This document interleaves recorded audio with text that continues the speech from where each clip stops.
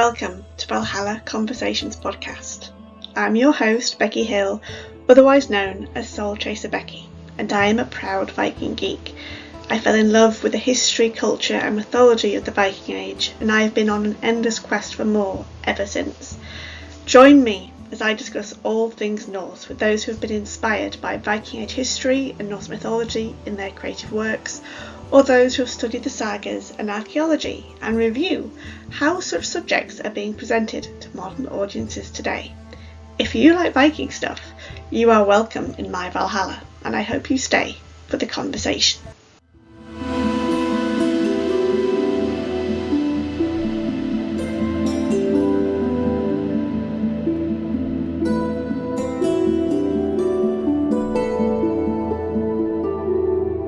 Welcome everyone to Valhalla Conversations podcast. In this episode, the penultimate one before the Christmas break, I am delighted to say I have three kings, as I describe them, of historical fiction in my humble mead hall of the gods.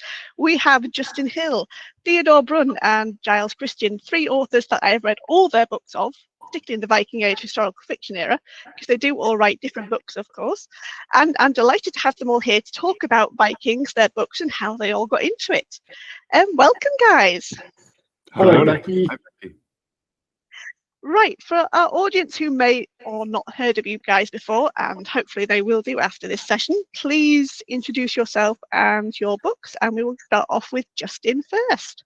Oh, lucky me. Good morning, welcome everyone. And I'm Justin Hill. I been writing about 30 years now, and about halfway through that I've been writing about Vikings, or a series of books about the Battle of Hastings, Shield Wall and Viking Fire, which still waiting for the third of the three. And I also write as Justin D. Hill for the Black Library for Games Workshop, and that's taken up a lot of my time recently. So my Hastings project is the next one to go. Very good. Well, welcome to Valhalla, Justin. It's great to have you here. Theodore, could you please introduce yourself? I'm Theodore Brun, but you can call me Theo.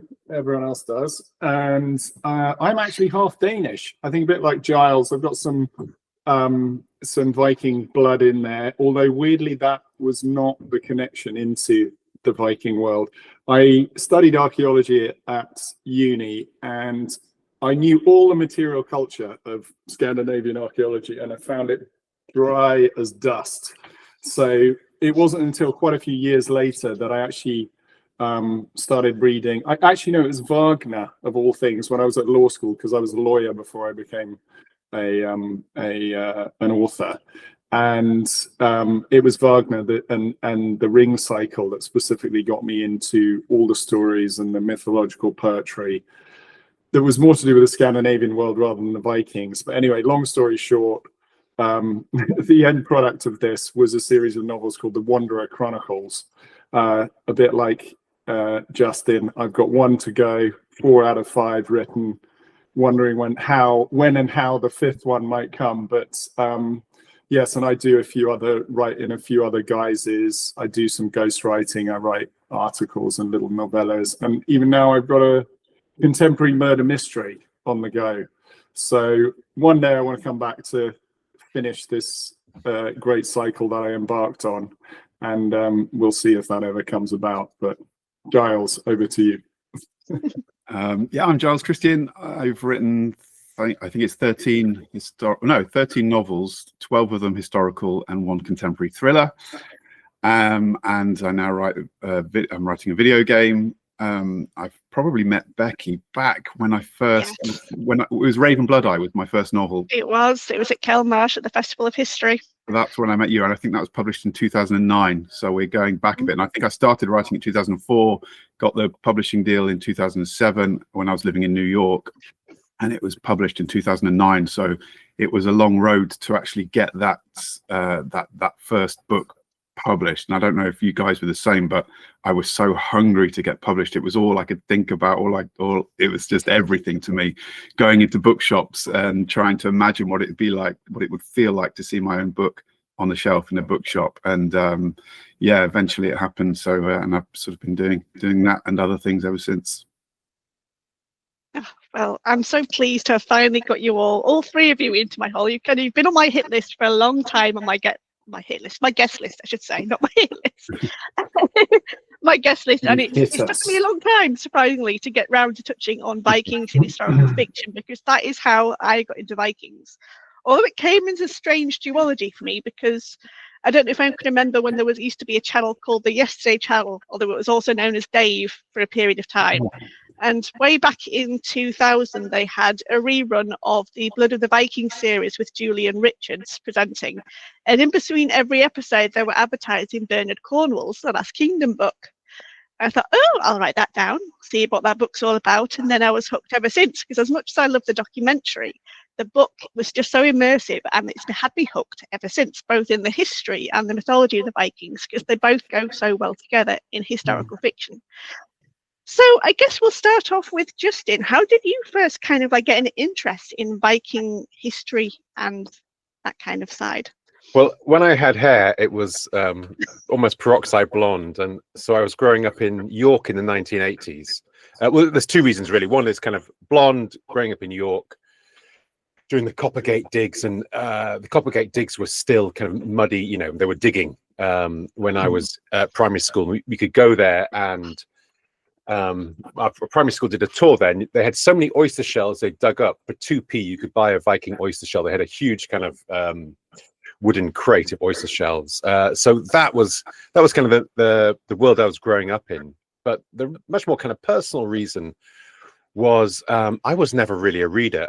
I think I might have been dyslexic, but it was never, people didn't really bother about it then. And I liked you get kind of electric sets with a battery and a bulb and some wires, and you could make lights light up. And my parents were both teachers, and they were despairing that their son didn't read. And then the guy next to me at school was reading The Hobbit, and he had to kind of report back to the class, and I thought, oh, that sounds really interesting.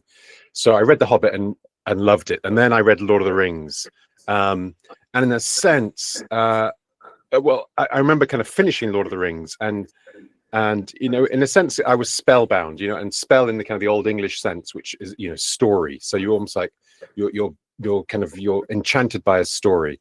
And I remember closing Lord of the Rings and just thinking, wow, almost a sense of loss in that a fictional kind of or a spell had been broken. And I thought, when I grow up, I want to be a writer, because that has been so powerful. A world I know doesn't exist, a fiction has felt so real to me. So that was kind of, that was me at 10 years old, wanting to grow up and be a writer. And the stuff that really kind of impacted with me was all the Dark Age poetry and everything that was kind of very redolent in Lord of the Rings. Really kind of, I don't know, it struck a chord in my, in my soul. I remember one day coming back from rugby in York, and it was kind of a really overcast day, and the kind of clouds are racing overhead. And I kind of thought, this feels like something out of, Ragnarok.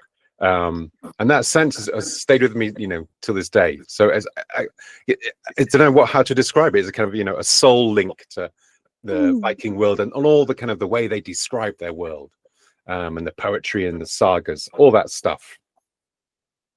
That is wonderful, and I kind of resonate and relate to that a lot, because that's how I felt when I got so immersed in Bernard Cornwell's fiction, because the characters are so vividly alive, and the way they talk about the world and the weather, and of course the gods and their connection to the mythology, and how they perceive the world going. That just kind of just made me want to know more, because I wanted to know more.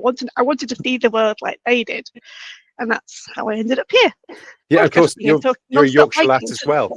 So I think I maybe am born in York, so I like to think there's a bit of my soul that's connected somewhere. Yeah, so there's something in the air. I mean, all the places around here are Viking names. York is, all the streets are Viking names. So you kind of you grow up in a sense. It's subliminal. You're taking it with your morning breakfast. Mm-hmm. Oh, thank you. How about you, Theo? Now you touched on it. Well, I think it's really interesting. It's very interesting listening to Justin talk, because I was thinking, oh, my way in was a bit different, but actually there's a word that C.S. Lewis came up with in one of his books, which is northernness. And when Justin describes that journey back from rugby, and he sort of sees the scudding dark skies, and it's like something that sort of cracks into the, like a bolt of lightning into the soul. And for me, that really, I mean, I mentioned Wagner in the introduction, but it's not him so much, but the music, and the music that I was kind of totally, my brain was saturated in while I was studying for these exams, was evoking that same feeling of like the northernness, and it kind of drew me in, and caused me to, I mean, my whole life was sort of going on one side, and then on the other, this total awakening of my imagination, which involved digging further into these old sort of archaic texts and just learning more about that world, and realizing actually I had quite a lot of grounding in this world from my degree. But that sort of carried on, but it was still a few years before another kind of moment where I was in a lecture about a very sort of obscure Dark Age saint called St. Boniface, and it was describing him chopping down the sacred oak of Thor, obviously propagating the Christian religion in some dark Germanic forest. And that was, I had no designs to be a writer. I'd written myself off completely as having a creative bone in my body. But this sort of sparked this vision almost in my head of like this dark Germanic forest, torches everywhere, and this kind of crazy-eyed monk hacking at a big oak, and everyone just riding up in arms about it. And that stayed with me, and that was actually the sort of seed that fell into this kind of seed bed, if you like, of my imagination. And as I dug around both his life and some of the history that was going on, you know, you've got invasions of the Muslims from Spain, you've got the kind of fault line between paganism and Christianity, and but with my own background came into play, which was this sort of familiarity with Denmark. And I thought, who's a kind of neutral character to explore this whole world, which was, you know, I've heard you talk about this, Justin, actually, this sort of time travel element of being a historical writer. And I, you know, someone who's like very keen and interested in history, and to a lesser extent, archaeology. What frustrated me always about archaeology was the distance between, you know, picking up a comb from a Viking period, or looking at a schematic on the page of a book of like, this is what a Viking hall would have stood. And I'm like, I want to be there. I want to be in that place, not only just looking at it, but experiencing something. And that's where the whole aspect of story comes in. And actually, Justin's got a great, I think it's your afterword, is it, in Viking Fire? You talk about something like stars in a night sky, and the history of the star. No, how did you put it? But anyway, it was sort of like filling in this scene where we can see pinpricks of what happened, but like you want to fill in the rest of the picture. And I think, make, you know, constellations. I think is, what was it? Making constellations, or turning those stars into pictures and then making them come alive. Yes. Yeah. Well, exactly. And that in itself is a sort of moment of northernness right there. So then you have, you know, the dark, the kind of rolling grey Atlantic seas, and, you know, these dark pine forests, and the snows coming in, and the warm fires in these cozy halls. And, you know, to be honest, my Danish background and the whole notion of hygge, which is like the sort of coziness of that culture in the opposition to like the bleak and the, I suppose, the cold and the danger out there in the wilds up in that part of the world, all just kind of fed in to eventually crystallizing into the story of, you know, one hero, who's the protagonist of my particular series of novels. But that's kind of happened my way in. And as that idea grew and grew and grew, I suppose my desire to actually have an attempt at writing, you know, again, you guys have been writing, well, Giles was sort of very creative in a kind of performative way, singing poetry and all that, lyrics. Justin's been writing forever. For me, this was a completely new thing, age 33. It's like, what hubris to think you can start trying to write a novel. But, you know, four big fat novels later, I'm like, oh, did I do that? And that is, you know, just to finish, that is, I think, the beauty of the imagination. Is like, the more you demand of it, and I mean anyone, the more you demand of it, the more it gives you. And Mhm. but a lot of us just kind of lie dormant, I guess, like a seed that hasn't come to life yet. Just like, I'm not creative. So anyone listening, I would say, I challenge that and say, just find Mhm. what it is and feed into it. Heartfelt. I absolutely agree with that last comment. Absolutely. Certainly my own personal creativity, because I used to be a creative writer. Hell, it was part of my degree when I did my degree, but then didn't have anyone setting me deadlines, and then I just procrastinated. So I'll do it tomorrow. I'll do it tomorrow. I'll do it tomorrow. And then I've always been a reader. That's always been a lifelong creative passion of mine. But then I went into cosplay, and now I'm doing podcasting. So, but at some point, I've always tried to get Vikings in there, so it's all good. You never know where life will lead you. No, you never do. You never do. And it's always nice to knock on that door of opportunity if it ever emerges out of the ether of life and the universe. So lastly, Giles, how about you? When did you first get interested in Vikings? Well, firstly, I love hearing the other guys' stories. I think it's fascinating to see how we ended up where we have ended up. It's brilliant. And Justin, I had no idea that you didn't really read as a child. I've never really come across that before from other authors, because I didn't read as a child either. I couldn't concentrate. I really couldn't. I was told at school that I was actually kept down a year because I was always wandering around the class disturbing the other children. So, I could never concentrate on reading a book. That was the last thing that I would be able to do as a child. So I didn't read until, I think the first book I read was when I was a teenager, when I was off. I think I was about 14 and I was off school with glandular fever.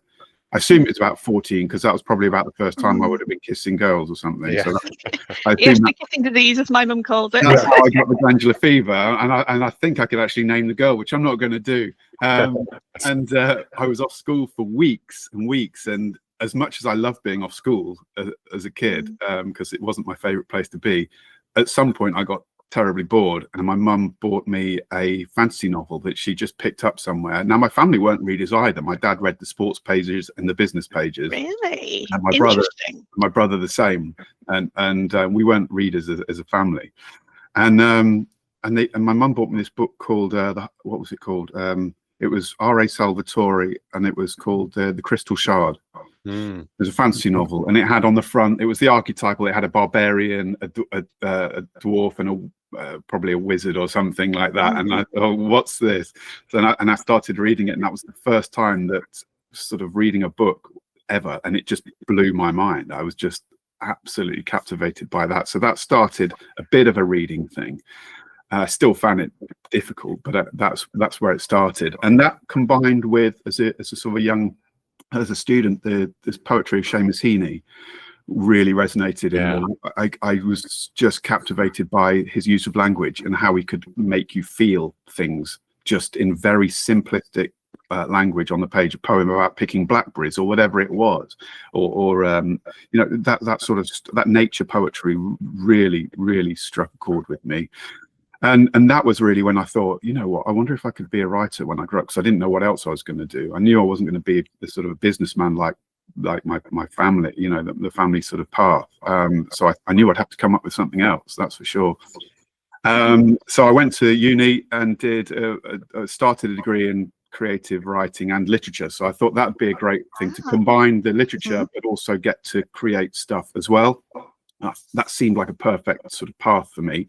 Although at the time I got to uni and I again, it was just too academic for me. I just couldn't, I didn't know what everyone was talking about half the time. I really struggled with that. And then I had an opportunity to join a pop group and I took it, and that's what happened with that. So I wasn't at university for very long. I was the first member of the family to ever get to uni, which was like, wow, that's amazing. And then I was the first member of the family to ever drop out of uni, and that was that. Surely the first member in a pop group as well. Well, yes, that's true. My dad was a rock and roll singer. He had a rock and roll revival band. Band corrected. He was the lead singer in a rock and roll revival band. But so I'd kind of grown up around performing and music as well. But so I dropped out of uni and did my other thing, my other career, which isn't entirely relevant here. And then at some point when that started to come to an end, I wanted an antidote to the world of music and the pop industry and the music industry in general, which wasn't a very nice place to be. And it was I'd been pushed around in different directions and really wasn't very happy. And then I thought, you know, why don't I just start writing? Because that's kind of what I've always wanted to do, really. And so I started writing a book. Well, I actually went to do a diploma in the Crusades and in Viking history and stuff in London. Did a couple of things to do some research, basically. And I wrote a novel set during the First Crusade, the very first crusade, which I found very interesting, and it ended up being 160,000 words long, and I didn't know what to do with it. Sent it to a few agents, didn't get anywhere with it, and that was that. And I'd spent all this time writing this thing that was just not, it was going to go nowhere.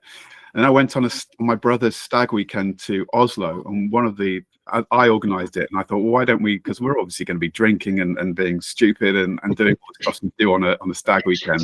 So I thought, why don't we do something cultural? Go to the Viking Ship Museum just outside Oslo, and that will give us a break from the pubs.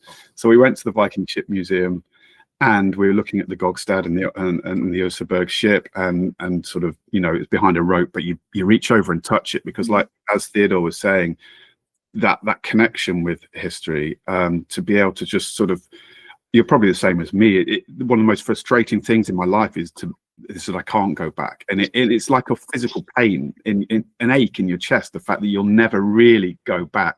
So to touch things is kind of the closest. And I looked at this ship and I thought, God, this imagine us lot, these guys on this stag do, imagine us all at the row benches on this ship, because that's kind of what they were doing, is what we were doing. And I sort of put each of us on the ship. And as soon as I got back, I started writing a novel about a bunch of guys going on a raid, basically, and that turned into Raven Bloodeye. So yeah, we come to it by, well, being half Norwegian as well, that played a part, because I'd grown up in and around the fjords of Norway, and always, again, just imagining looking around the landscape, out on a fjord, on a boat, looking at the landscape, seeing the little cottages on the hills, and just thinking it's very easy to take those away with your mind, and then you're just left with the same landscape that the Vikings would have been looking at all those years ago. So it made it quite easy to imagine. And someone with an overactive imagination like these other guys, it's a powerful brew, put it that way. Yeah, I love that you mentioned Heaney, because I was lucky enough to have an English teacher who, he was a climber and wrote poetry, but one of the things he was very keen on Heaney, and I always thought of Heaney as a very Anglo-Saxon, very English poet, or the language he was using. And you're so right, he's so kind of grounded. I remember digging, you know, it's kind of digging. That's the one. Yeah, that was the one. It just spoke to me in a way that I look at my kids, the stuff they're reading now, and I kind of think, oh, this doesn't speak to me at all. It's a different world almost. So Heaney, I always think it's hugely kind of Anglo-Saxon in his language, even though the world he's talking about is Northern Ireland. Well, when he talks about, he's talking about his father digging, and he says, I have no spade to follow men like him. And for me, that was the same thing, because my family were, you know, I wasn't going to go into the family side of things. I was going to, and he said, between my finger and my thumb, the squat pen rests snug as a gun. I'll dig with it, you know, and that was for me is, oh yeah, I can do that. I can do something with words. It's like a mission statement. Yeah, absolutely. So that's brilliant. Yeah, very powerful. Well, the fact that you can still remember it word perfectly years on just shows it, doesn't it? Yeah. Yeah. But I think that image works in a lot of, well, for many things, but I was talking about it just to a bunch of other sort of creatives, not necessarily writers, but in the same way of, like, when you dig, we were talking about digging for diamonds, like there are diamonds down there, but there's an awful lot of kind of crud that you have to clear away. I mean, it was to do with procrastination as well, and just like having the courage to, you know, digging that, to push that metaphor, like you have to go down underground in the dark, you have to, you know, turn up at the base of wherever you're doing this thing and just keep turning up, and eventually, but just, I suppose there's that faith, isn't there, that there's a diamond in there somewhere, and occasionally you come across one.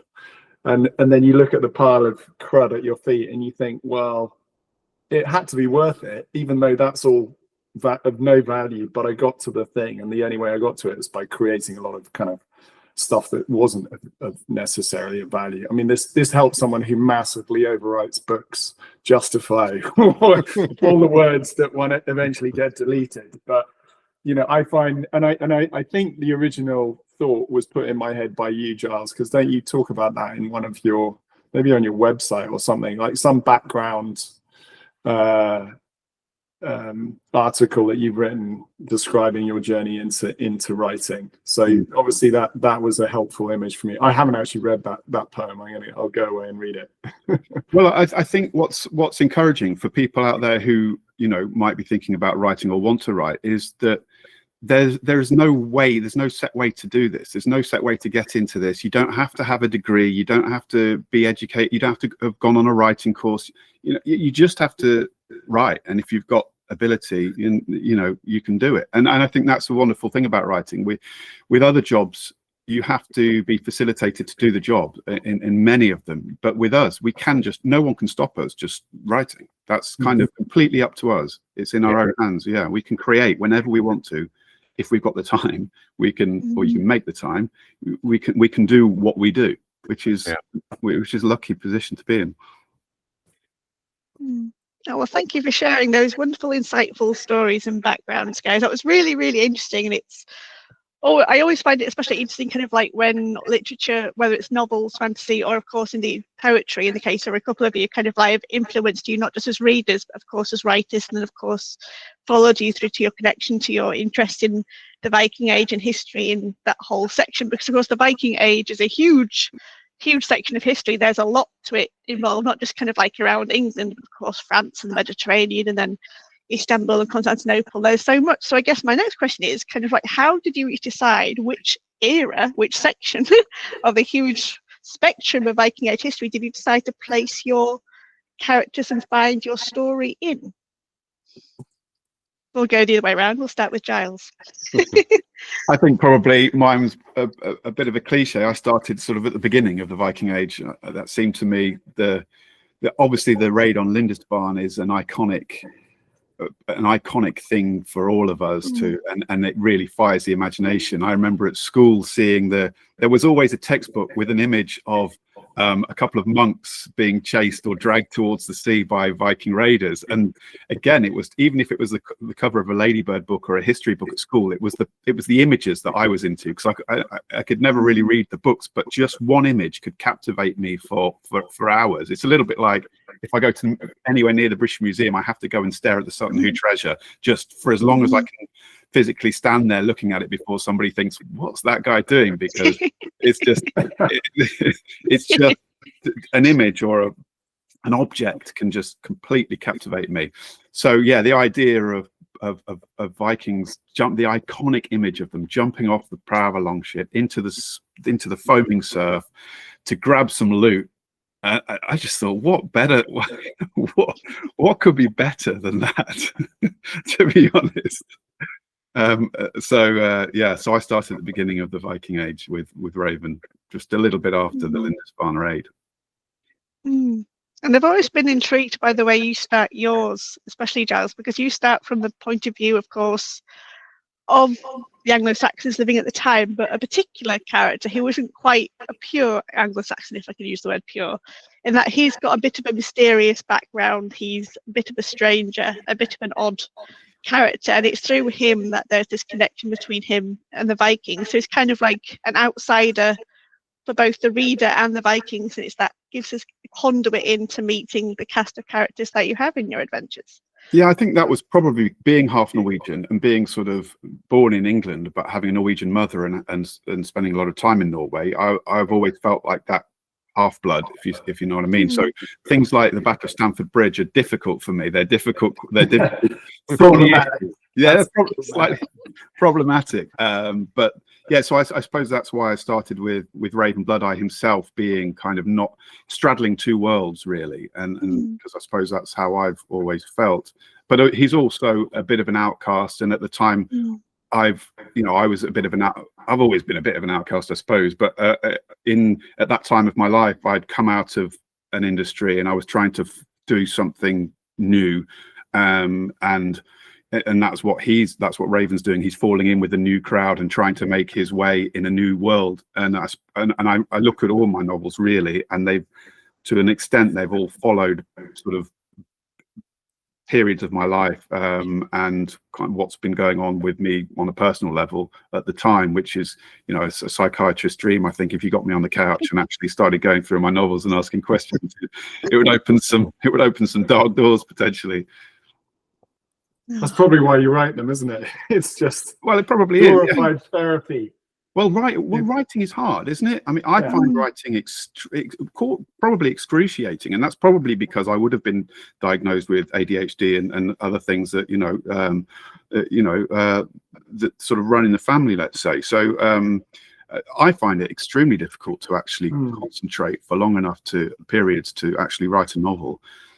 So, which is one of the reasons, I don't want to digress, but one of the reasons I love the thriller is because a thriller is sort of 80,000 to 100,000 words, or you know, and that for some of us that's like half a novel, you know.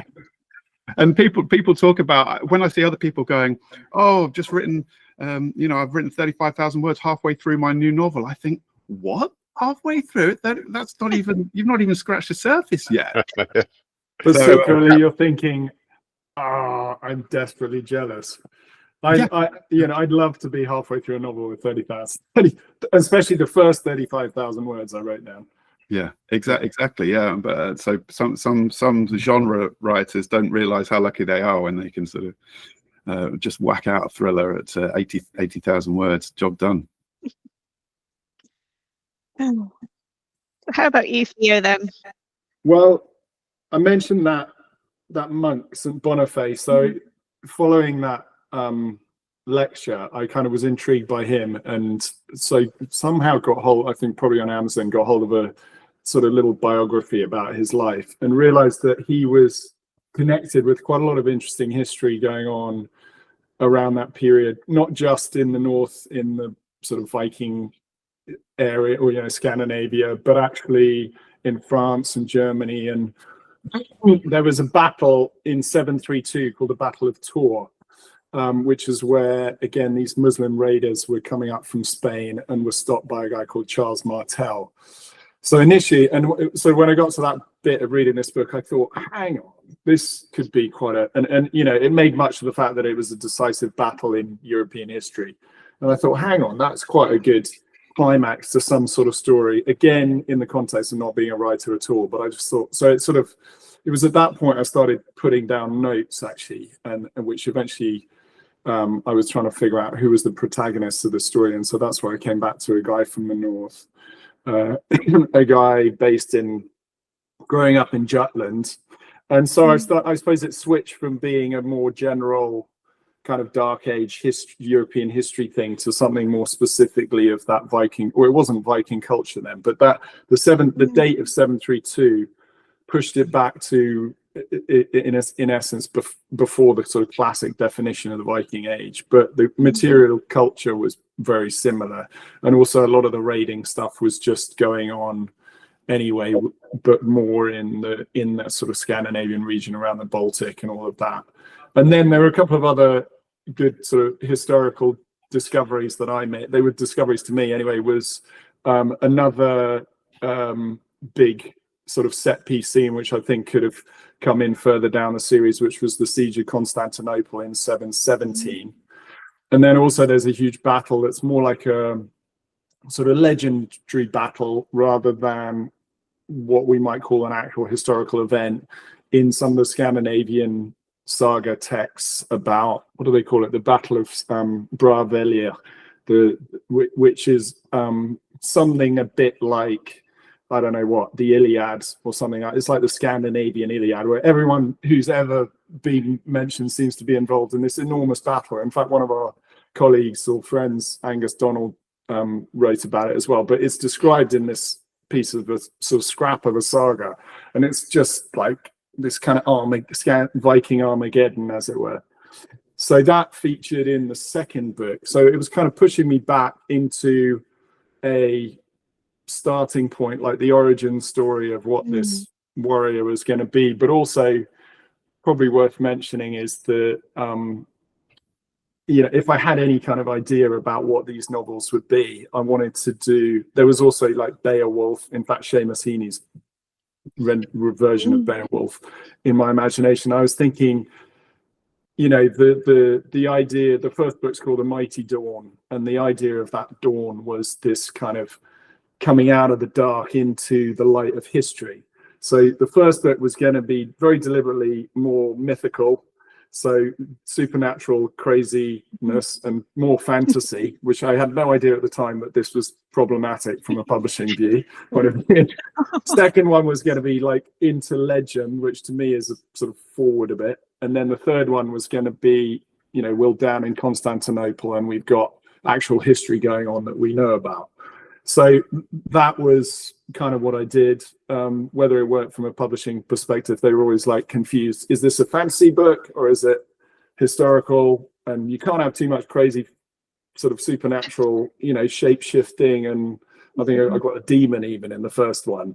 And then you get the historical fiction readers going, what is this tosh? And then you've got the other people who are like, this wasn't fantastical enough. So more dragons, but it was the essence of the story that occurred to me. So all I can say is I was faithful to the idea. Whether it translated into a great uptake of readers, although Game of Thrones is quite witchy poo, isn't it? Yeah, history and witches. Which one? The Game of Thrones, George R.R. Martin. Well, exactly. And I think I was halfway through writing my first one when that took off as a TV series. And so, of course, the books became more mainstream, which is why they ended up being very long. Because I thought, well, George R.R. Martin can write a 900-page book. I'm going to write a long one too. And eventually, the publisher's like, no, you can't. Printing costs, eh? Yeah. Printing costs, translation costs, all that kind of stuff. Oh, well, I was always really impressed with your first book, Theo, because it kind of had a similar strand to Giles's character, in that your character becomes an outcast for various reasons. I won't spoil it, but the kind of like the very epic journey he goes on through terrain and landscapes and weather and in climate, and he kind of like the reader feels it. I felt exhausted for him when he was exhausted. I thought, God, when is he going to stop? When is he going to rest? When is he going to find respite and safety? And certainly on the element of, as I guess some people could call it fantasy, I guess it's the way back in these eras of history, kind of like religion very much was what we would describe as fantasy, because they believed in demons and spirits and curses and spells. I mean, the Vikings were brilliant at making curses up, and the Christians had all their kind of like demons versus angels kind of thing. And I really liked how you explored that kind of like that meeting of worlds, of kind of like the ethereal with the real, kind of like in the way that they all see it, because they believe these things were real. They believe they could run into kind of like a troll or a demon, depending on where you're coming from or where you're traveling in these times. So it was very real to them, and I salute you for doing it, sir, because it is a hard one to pull off, certainly. Adding that kind of religious ritual practices of the time. And of course, our idea of fantasy was their idea of reality. So in a sense, fantasy is getting much closer to the reality of the Dark Ages or the Viking Age than our kind of modern sensibility is. Yeah, very, very much so. I mean, it helped that I am actually religious. So, and I have had a conversion experience. So and also in terms of the traveling, I mean, I haven't mentioned it, but went on a very long journey at one point in my life, which is probably the only interesting thing I've ever done. But so to that extent, it made it slightly easier. Experiences of my own can get adapted and transmogrified. I can't say I've met a demon with a big long rat's tail, but it's sort of, there's evil in the world and there's good and there's all kinds of. I mean, even now, I'm sure we all know, if not ourselves, have been involved in the sort of a bit of a return to dabbling in spiritual things. Whether it's the New Age and the shamanism of the Viking culture, which actually, what's his name? Neil Price. Have you read some of his books? Yeah, on the I've not read about the kind of I have touched into them a little bit. Yeah, the mentality of the Viking mind. I mean, I haven't come across anyone who does it better, but I mean, it's quite it's gold really for people like us. If we, whenever you want to write a story like that, it's kind of really trying to make an effort to put yourself in the way that these people saw the world, and the strange, yes, interpretations overlaying reality, but also maybe doing things that might sort of in turn manipulate that reality in strange ways that we sat behind our computers might never come near. So I'm not saying that all fantasy is based on truth, but I'm saying that their experience of life was much more connected to nature and things that we might think are beyond what's possible. But that was part of the fun of me of, in a sort of sincere way, believing in some of that probably made it a lot easier and hopefully more authentic. You never know. Oh, well, thank you. So how about you, Justin? Why did you decide to conquer the Battle of Hastings era and its trilogy of wars? Yeah, I should probably. So I'd read historical fiction, but I'd never even thought of myself as a writer of it. My early books were all completely contemporary. I mean, literally, almost like the year they were written. And then I think I read Sharon Penman's The Sun in Splendor, which is about the War of the Roses. And it was the Yorkists and Lancastrians or something I'd loved as a kid, and I'd read tons of history books, but I hadn't understood kind of basic facts like Warwick the Kingmaker is cousin to Richard III, and I thought, wow, I can't believe that I've read all these books and these kind of basic facts haven't been made alive. And I guess what struck me about historical fiction is that you make facts and people and characters come alive, and you put them in a sense where they don't know what's going to happen tomorrow, even though we do. And that sense of kind of the moment being forged. And I was living in Ireland at the time, and the Irish, love to go on about the English, and they have a kind of a phrase of 800 years of English oppression. And I thought, well, that's not entirely fair, because the first couple of hundred years were Norman rather than English, and that got me thinking. Actually, really, the country that suffered most under the Normans were the English. We lost, as Tolkien would go on, we lost our mythology, we lost our language. Old English literature was kind of 700 years old by the time of the conquest. Almost, we almost have as much Old English literature time period as we do, post the conquest, and so much of that has been lost. And I just thought, wow, it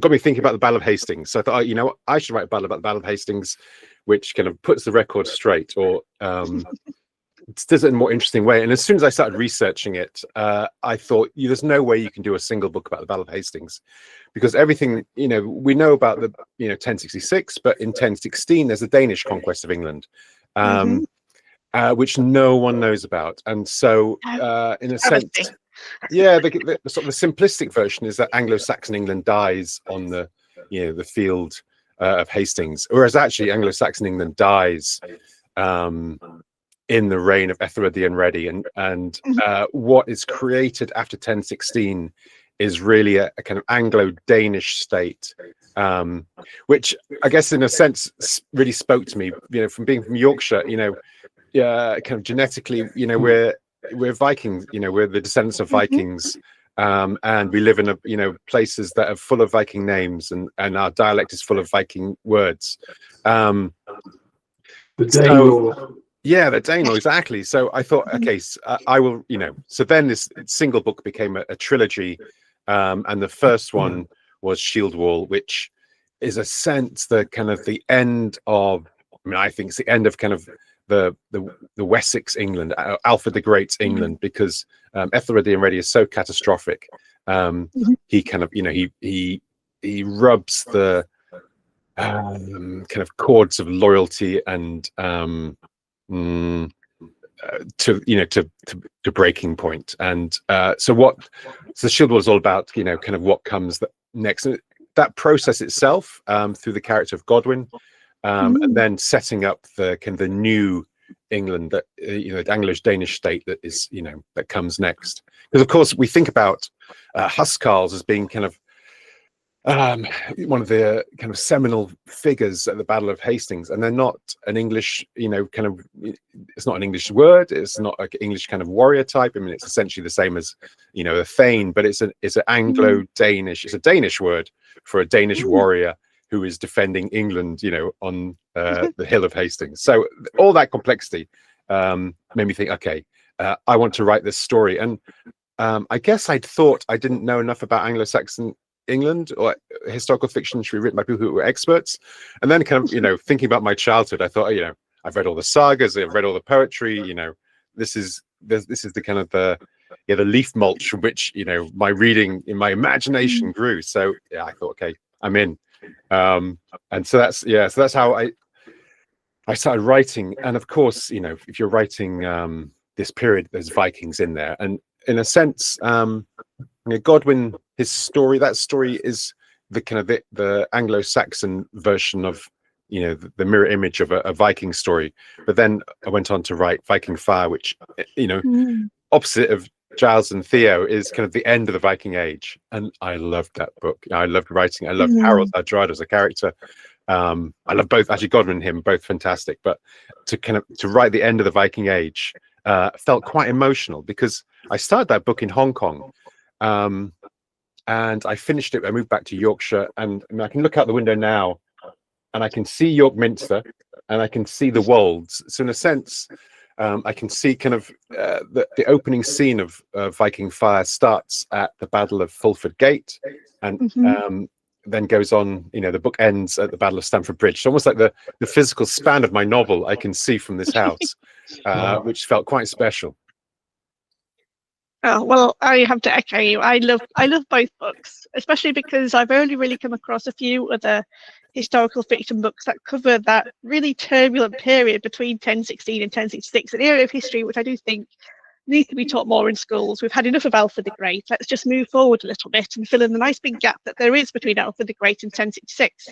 Because I know I've had you on before on my podcast when we reviewed the much debated and very creative licensed Vikings Valhalla series, which seems to mess with time entirely.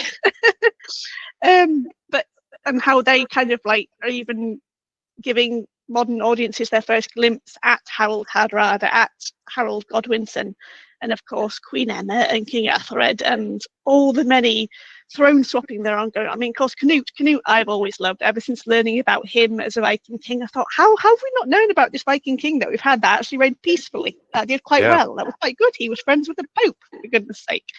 And Canute the Great. We always say Alfred's the only one who's been called the Great, but Canute was called the Great as well. Yeah, it's honestly quite a travesty that we seem to kind of like not speak, almost like there's almost like a hidden taboo, almost like Voldemort. Don't speak about Canute. He must not be named. People are afraid of getting the name wrong. That's why. Misspelling it. Autocorrect. But Justin, one of the many things I like about you, Justin, is that you take your time with your books as well, don't you? So how long does it generally take you to write a novel? They're so random. My first novel, I think my first novel was a curse because it took me 6 months, and in many ways was my most successful, critically acclaimed novel. So for a long time I was trying to recreate that Shield Wall.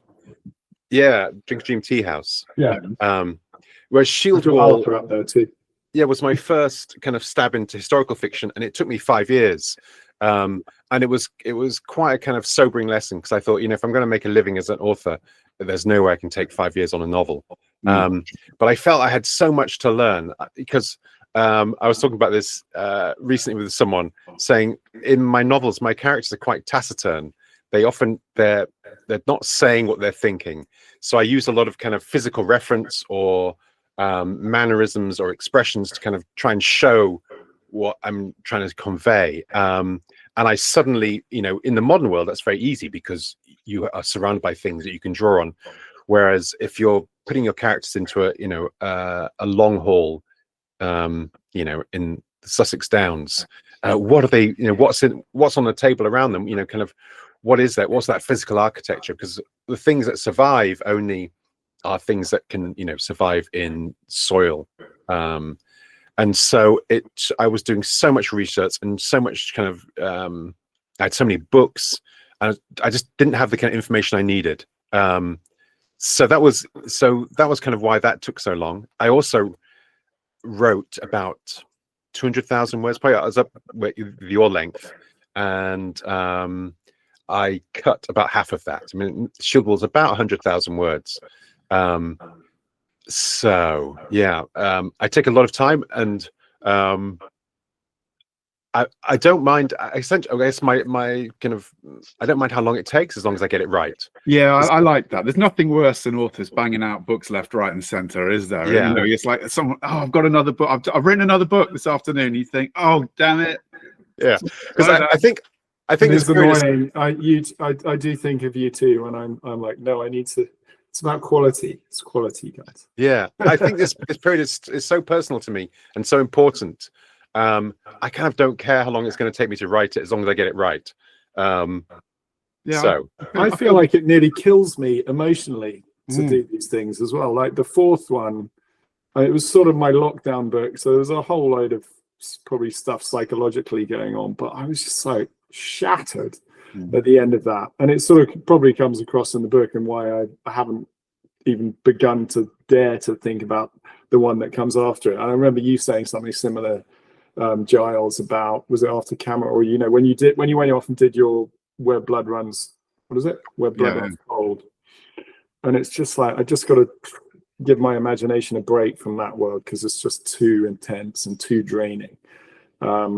So yeah, the idea of like, oh, I've got another one, guys, two coming out this year, and you're just like, please.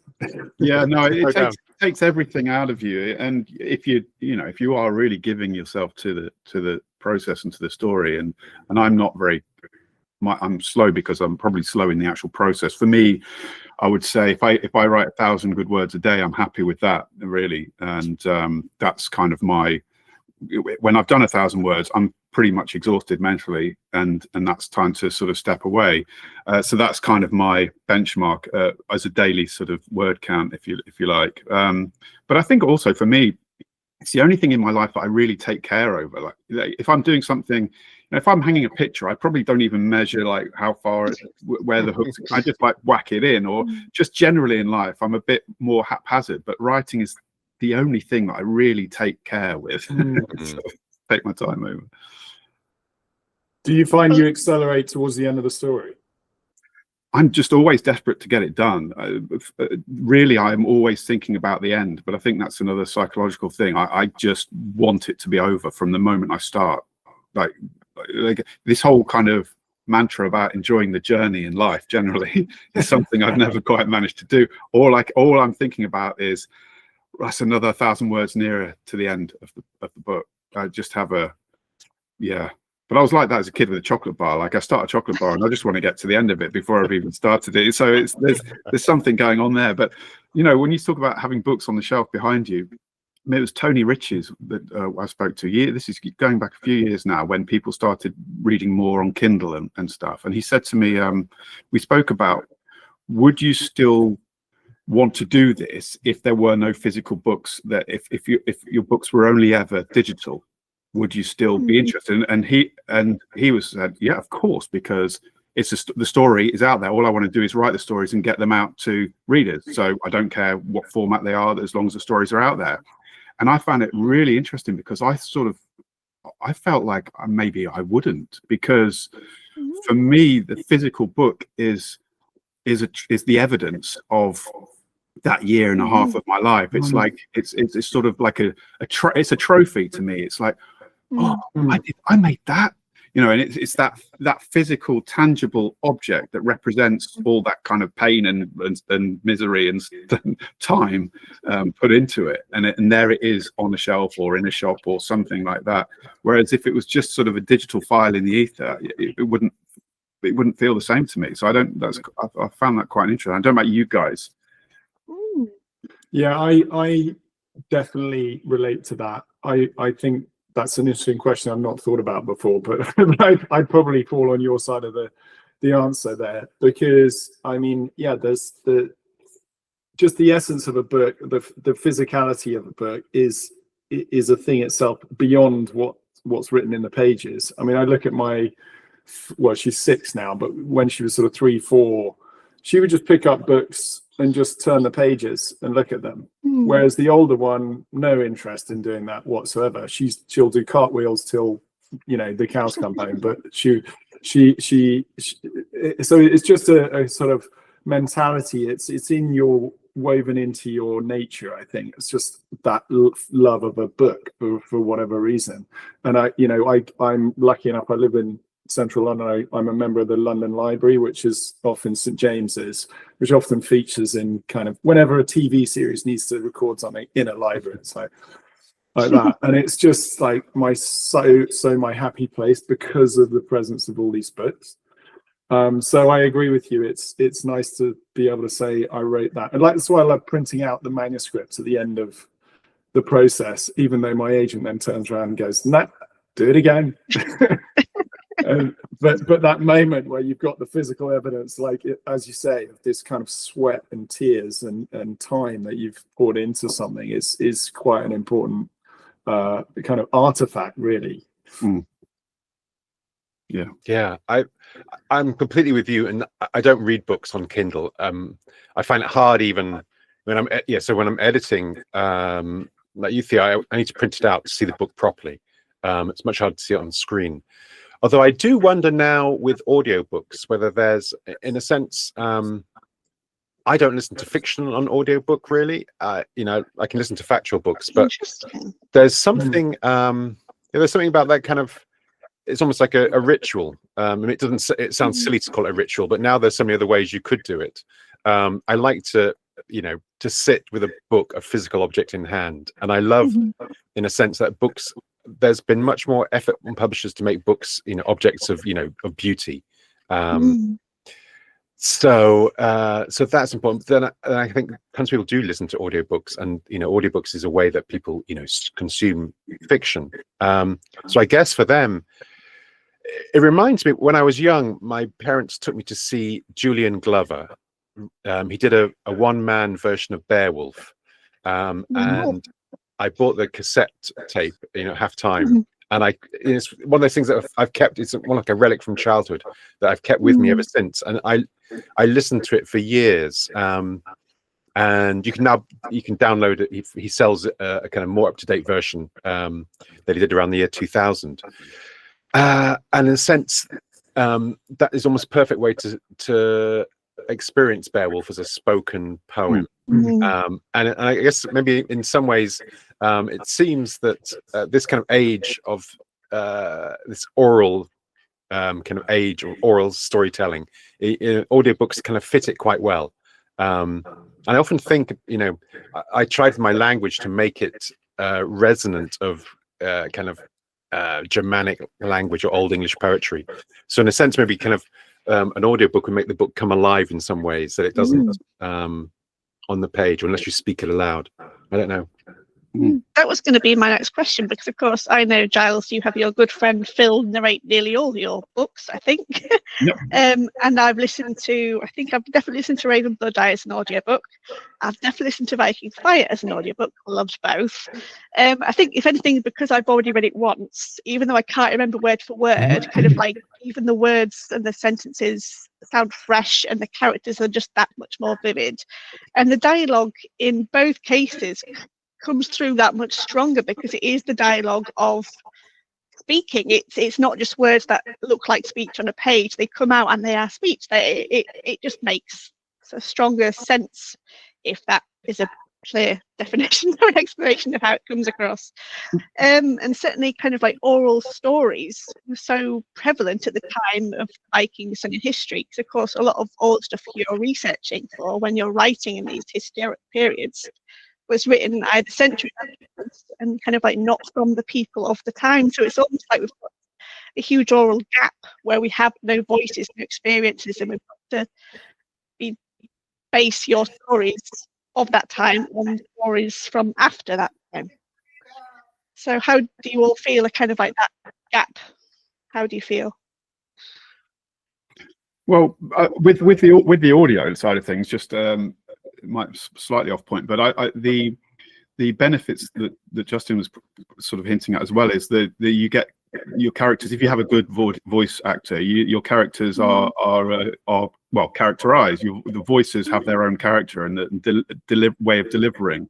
I'm lucky with Phil because he's sort of so familiar with my books now that he can anticipate the cadence of my writing, the way I write, the prose itself. He can kind of anticipate. So he doesn't have to have those issues of running out of breath that some audio narrators have, because they don't know where the sentence is going when they start the sentence, and sometimes they run out of breath halfway through. And it's a harder job than anyone ever gives it credit for, being a voice actor reading these audiobooks. But I really love to hear how he characterizes them, because they can then inform the way I write the sequel. So, for example, with Lancelot, I didn't really have voices in my head. I didn't really know how they sounded until Phil gave them their voices. And then when I was writing Merlin in the subsequent book, the way he was delivering Merlin informed the way I wrote Merlin from then on, which I found was quite an interesting thing to happen. The way the sort of the tone of his voice, as invented by Phil, influenced how he spoke from then on. So that was quite interesting. But in terms of authenticity of voice, it's incredibly difficult for us, because nobody spoke the language that we're speaking. We give our characters dialogue that no one ever spoke.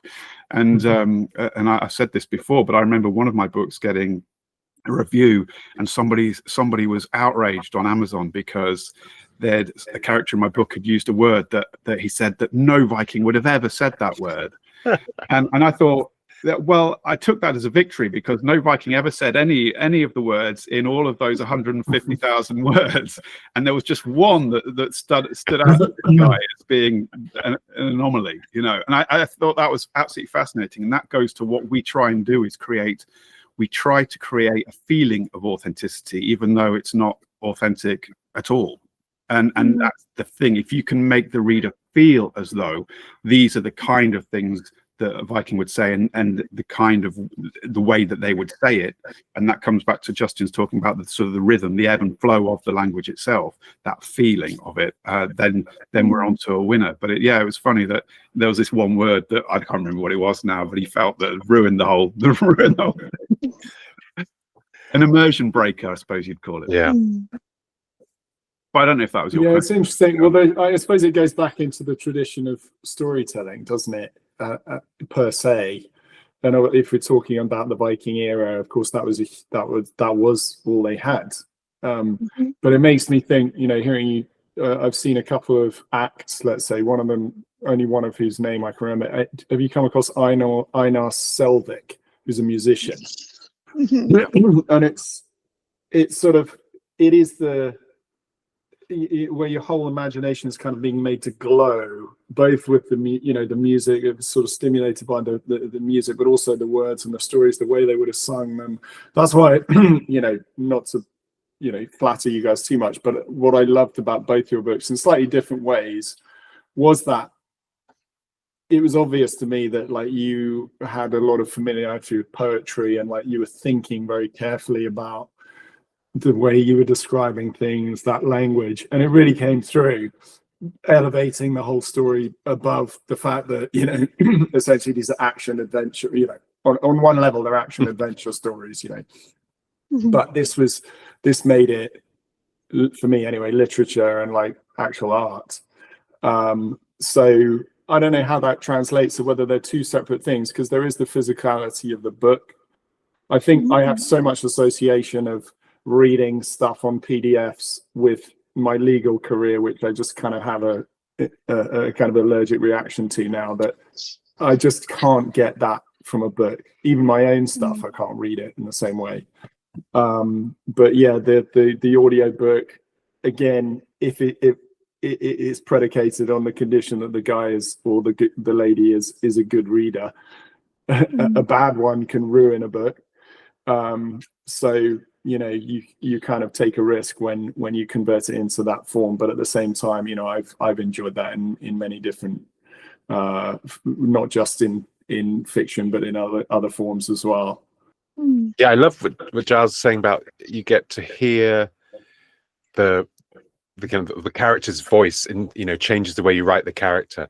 Because it makes me think that because we write the words and we put it out into the world, often can say we sit alone in the room and make stuff up, and then someone else sits in a room maybe years later, maybe after we've died, and they read that book, and it comes alive in a way that I think with writers, the page is full of blanks, literally, and the blanks is all that space for the reader's imagination to fill in.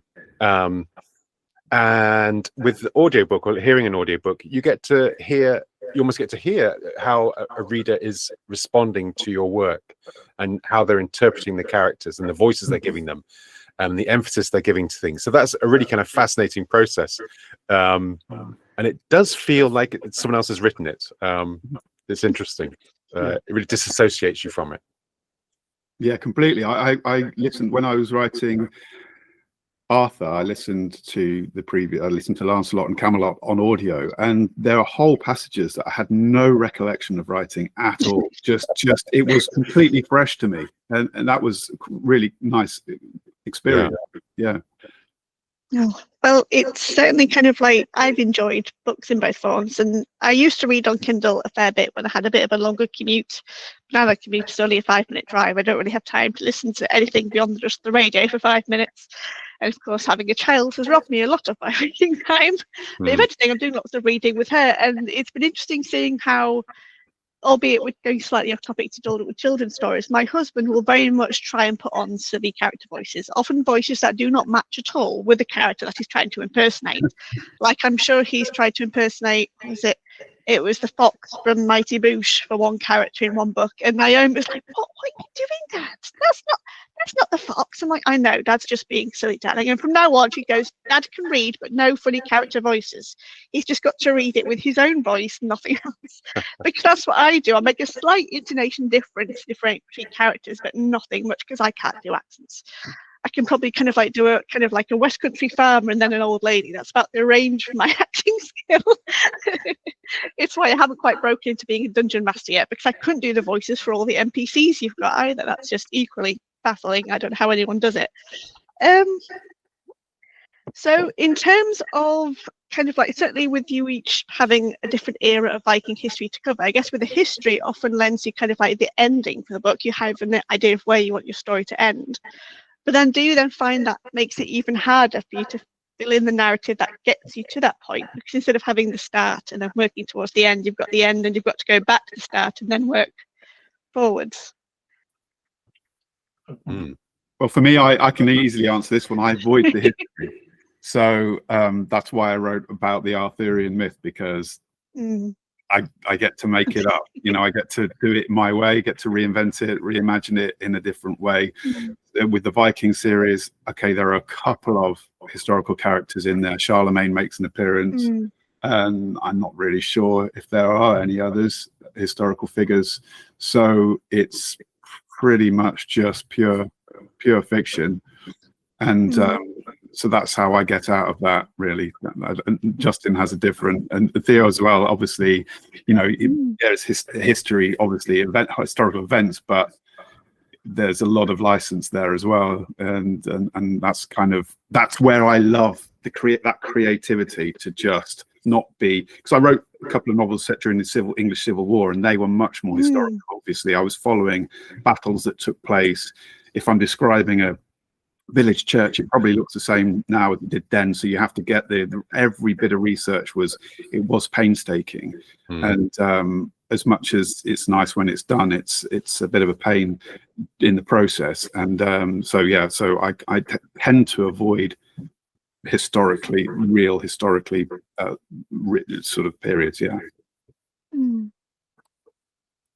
I think for me, I play pretty fast and loose with the history that is there, but I do try and use that history, if that makes sense. So I'm not allowing it to completely sort of bolt me down.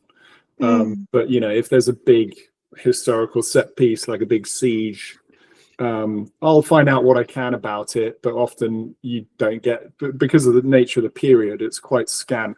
You might get a name, but that says nothing about who that guy was or who that woman was. So you can there is definitely a lot of room for using your imagination. I think I did a bit of a no-no in the. Do you remember I referred to that kind of legendary battle, even though it's just sagas, but I changed the result of the battle. So the guy who lost now won. I sort of fudged it because I gave him an extra name at the end. So there was ways in which you can sort of gray the area a little bit, but generally I just use it as the magpie approach. It's like I take what's useful to me, and then if it's not, we just ignore that. Yeah, interesting question. I think I remember reading Bert Cornwell, his Uhtred series, and reading the author's note at the end, and he said, I changed this battle, just because it didn't really fit in with the story, and I was appalled. I guess that's, for me, one of the exciting things is to feel like you are living history. And so if there's history that's reliable, then I like to stick to it, which then can be quite challenging. And I think one thing with Shield Wall I really enjoyed is the book. It's a book about Anglo-Saxon England, but it starts in Dublin. And I thought, this is great because, in a sense, Ireland doesn't exist as a country. We're in a very different geographical place, and Dublin is a Viking city, a trading city, a kind of a Singapore of the British Isles. And so it's the dull way to do history is kind of start at the beginning and go all the way through. So it almost kind of forces you to do something more creative and more interesting. And Viking Fire, I did something different. I mean, it starts at the Battle of Fulford Gate. It ends a week later at the Battle of Stamford Bridge. But in a sense, in that week, Harold tells his story. So him telling his story gave me kind of leeway. I kind of thought, okay, I'm not just repeating history here. In the same way that we embellish things or we leave bits out, I'm going to do the same with Harold, and that actually allowed me a bit of kind of creative freedom to play around with the story while essentially keeping to the facts. Well, it's certainly been fascinating touching with all three of you, kind of like on the elements of your writing, your reading, and of course your innate curiosity and indeed passion in many ways for this area of history. And I've appreciated and loved all of your books. I know, of course, Justin, I will long await the next one. When it arrives, I will read it. I will have my pre-order money ready. Fantastic. I wish you best of luck with book 5 whenever it emerges in the imagination, starts writing. Of course, book 4 ended. That was an intensely dark book, The Savage Moon. I quite enjoyed how dark it got, and it certainly makes now a lot more sense now that you've told me that wonderful story about where the actual genesis of the idea came from with the monk and the tree. Yeah, it took 4 books to get to the actual inspiration. But that's fine. That's why sometimes that's how a story goes. Because from my little experience as being a writer, sometimes I would have an idea and it literally wouldn't get done until several chapters later, even though I wanted it to be in that chapter. Characters sometimes do have their own way of deviating things, or sometimes your mind goes blank. And of course, Giles, I know, for example, that you've written a little bit of a Viking short story of late, which is a prequel to the Norse Out in Blood game that's coming out in February next year. Can't wait to play. I've already been on the demo and I actually love the dialogue in that game. The characterization of the NPCs, let alone the protagonist, is just superb.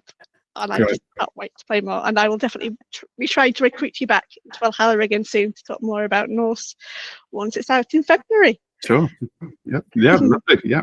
But yes, of course, no matter what happens with your writing, guys, I'm your number one fan and always will be. So don't rush on my account, of course. I know my little pittance won't pay your bills. But of course, I wish you luck in all your creative writing endeavours, whether it's Viking or not otherwise, because you're all multi-talented in different genres. And I wish you luck with whatever happens next. And maybe we'll have you on again in Valhalla again soon to talk about your next book. So thank you very much, Justin. Thank you very much, Theo. And thank you very much, Giles. Great to hang out with you all, guys. Thank you. Thank you, guys. Thank you, Becky. Yeah, lovely to see you guys.